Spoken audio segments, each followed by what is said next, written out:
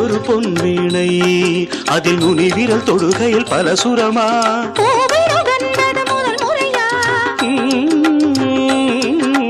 வேதனை வேளையில் சோதனையா, இது சரியா? சரி சரி பூவாடை காற்று ஜன்னலை சாத்து.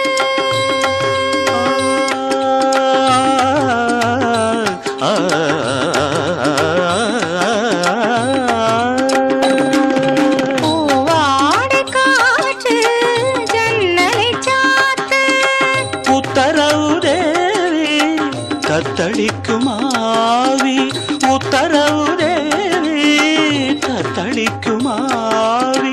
இரண்டு நதிகள் இணைந்து நடக்கும் புதிய அலைகள் கரையை உடைக்கும்.